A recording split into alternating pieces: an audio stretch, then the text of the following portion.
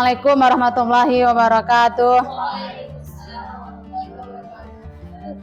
Oke, saya ucapkan terima kasih kepada rekan-rekan yang sudah meluangkan waktunya untuk hadir mengikuti diseminasi aksi nyata yaitu budaya positif dengan saya Nur Hidayah, calon guru penggerak angkatan 10 dari SDIT Madani.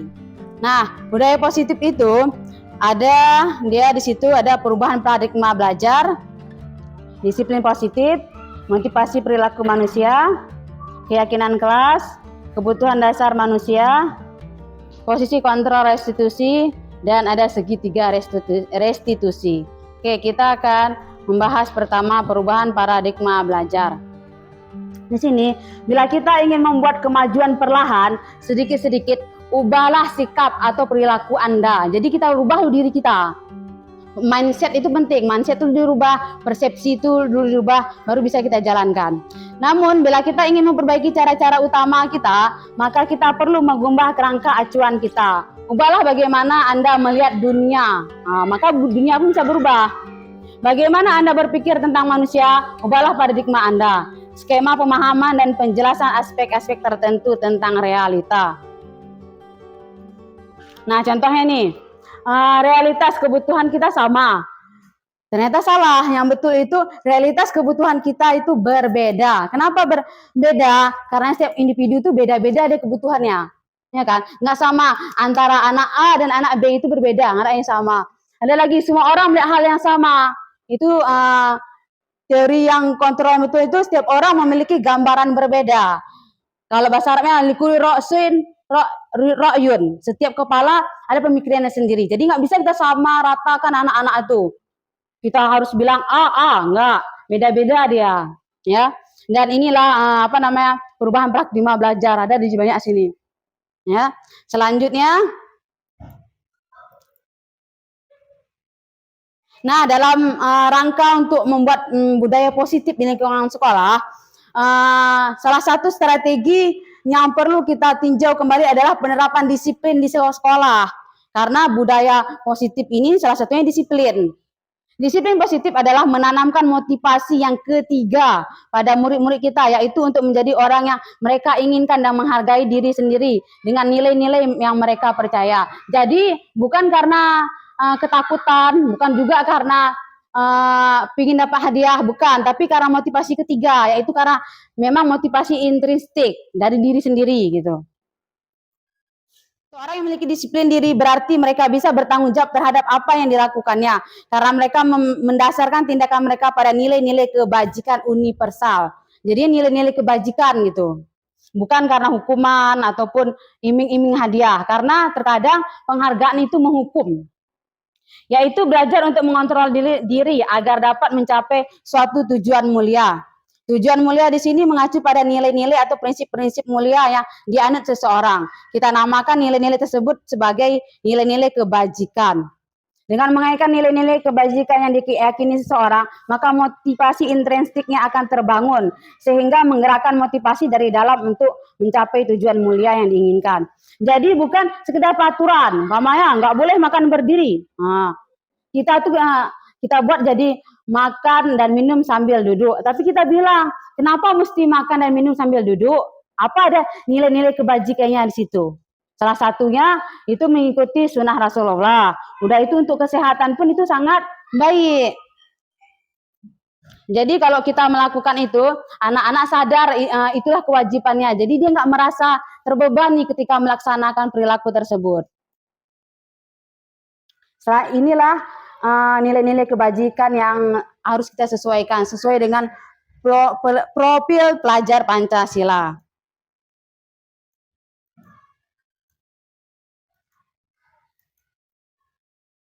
Ini motivasi perilaku manusia itu ada 3. Yang pertama untuk menghindari ketidaknyamanan atau hukuman.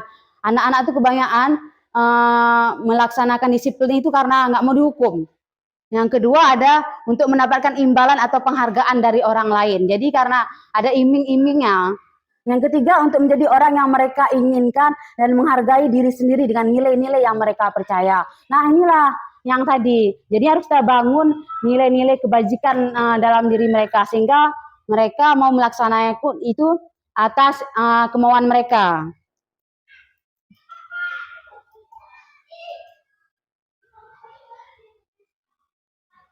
Nah, di sini ada hukuman dan penghargaan. Hukuman apa itu beda hukuman, konsekuensi sama restitusi. Kalau hukuman itu biasanya berbentuk fisik.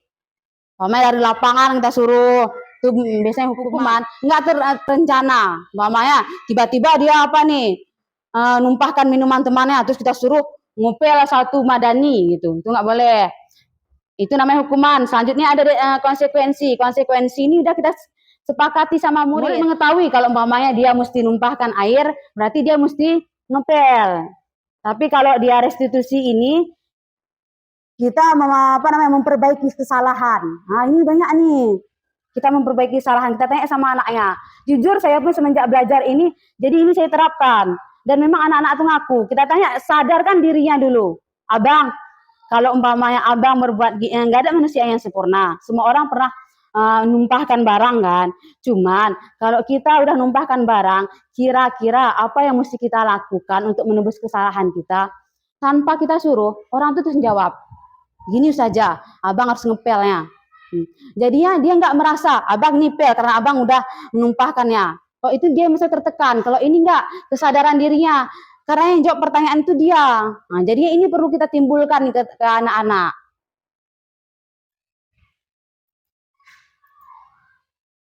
Udah itu dengan kita membuat keyakinan kelas, umpamanya harus berbuat baik sesama teman, ya gitu-gitu dia.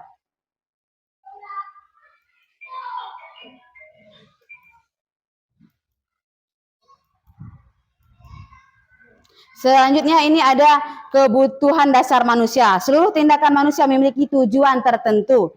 Semua yang kita lakukan adalah usaha terbaik untuk mendapat apa yang kita inginkan. Kebutuhan dasar itu ada 5. Ada kebutuhan untuk bertahan hidup, kebutuhan kasih sayang dan rasa diterima, kebutuhan kebebasan, kebutuhan kesenangan, dan penguasaan.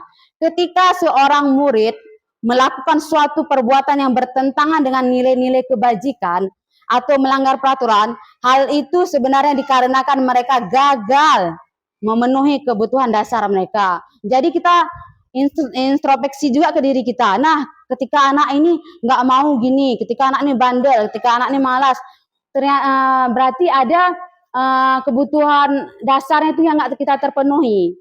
Umpamanya kebutuhan akan kesenangan, karena selalu kita bilang harus apa kali 1 sampai kali 10, tertekan dia. Jadinya kita cari cara-cara yang lebih enak gitu. Selanjutnya ada posisi kontrol kita sebagai guru, ada kita sebagai penghukum. Nah, ini gurunya nih apa nih? Hukuman fisik maupun verbal. Posisi penghukum senantiasa mengatakan bahwa sekolah memerlukan sistem atau alat yang dapat lebih menekan murid-murid lebih dalam lagi. Ini penghukum nih, ada yang guru tipe penghukum, ada juga yang rasa bersalah. Guru akan bersuara lebih lembut, membuat rasa bersalah akan menggunakan keheningan yang membuat orang lain merasa tidak nyaman, bersalah atau rendah diri. Ini pun ada nih umpamanya dia merasa bersalah, merasa rendah. Umpamanya lihat tuh gara-gara kakak bisa dia ngerjakan, betapa berdosanya kakak, kita bilang. Sampai kita ngejudge dia. Nah, itu nggak boleh. Ada lagi yang ketika posisi teman. Guru pada posisi ini tidak akan menyakiti murid, namun akan tetap berupaya mengontrol murid melalui persuasi. Kalau gini, abang, tolonglah kerjakan ini demi ustazah ya. Nggak boleh juga kita terlalu lembek. Itu kan nggak lembek itu. Ini demi abang lah nih. Nah, jadinya semuanya boleh kita pakai, tapi kita sesuaikan dengan kapasitas kita ke guru. Selanjutnya ada pemantau. Mengawasi, pada saat kita mengawasi, kita bertanggung jawab atas perilaku orang-orang yang kita awasi. Ini diawasi aja, Mbak Maya. Jatuh dari minuman anak tadi.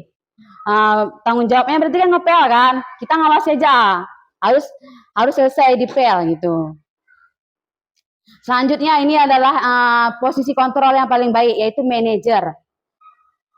Posisi di mana guru berbuat sesuatu bersama dengan murid, mempersilahkan murid mempertanggungjawabkan perilakunya, mendukung murid agar dapat menemukan solusi atas permasalahannya sendiri. Berarti yang betul itu kita tanya, itu kan kesalahannya. Apa yang bisa dia lakukan untuk mempertanggungjawabkan kesalahannya itu? Ya, jadi jangan kita menjas, nggak boleh juga. Tapi kita tanya sama dia, kayak mana dia memperbaiki kesalahan itu. Nanti dia pun akan berpikir. Selanjutnya segitiga restitusi. Nah, ada pun langkah-langkah kita ketika menghadapi anak-anak yang bermasalah. Ada segitiga restitusi. Yang pertama, menstabilkan identitas. Umpamanya si A berbuat salah. Kita stabilkan identitasnya. Kita semua akan melakukan hal terbaik yang kita bisa lakukan. Umpamanya ada si A sama si B berantem. Ketika si A sama si B berantem, ketika menghadap kita, jangan langsung kita marah-marah. Kita tanya dulu, kayak mana kejadiannya? Apa yang terjadi? Udah dijelaskannya, itu kan jelaskannya nih.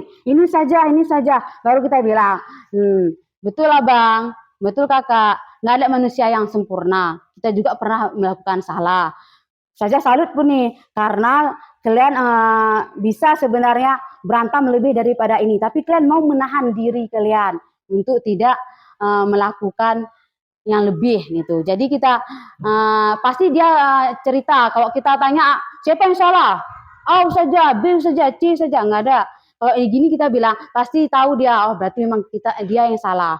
Udah itu baru validasi tindakan yang salah. Semua perilaku memiliki alasan. Kita bilang pasti kalau abang sama kakak melakukan ini ada alasannya kan. Bilangnya nanti tuh.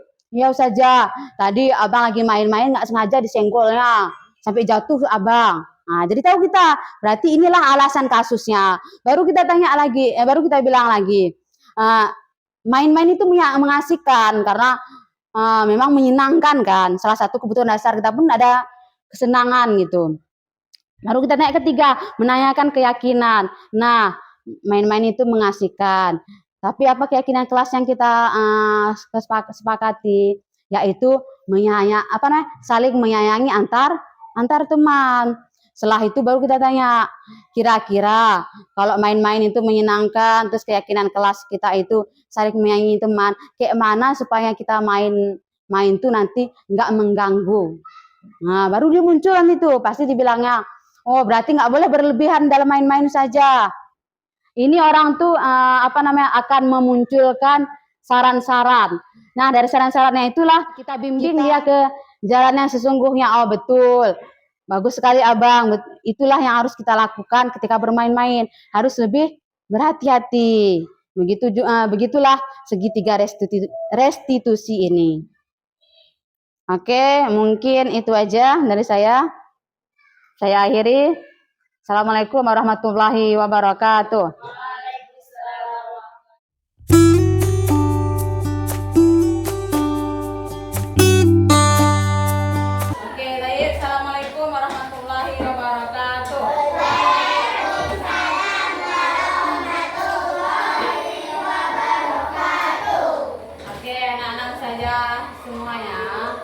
Supaya kita bisa meningkatkan ketentraman di kelas kita, kesepakatan kelas, yaitu keyakinan kelas. Nah ini keyakinan kelas ini bukan untuk saja, tapi untuk kita semua. Jadinya ini saya akan bagi post-it satu orang satu. Nanti silakan ditulis ini apa peraturan kelas atau keyakinan kelas yang kalian mau. Umpamanya ketika belajar harus pokok ini peraturan yang akan kita sepakati bersama. Jadi setiap individu boleh membuatnya. Paham?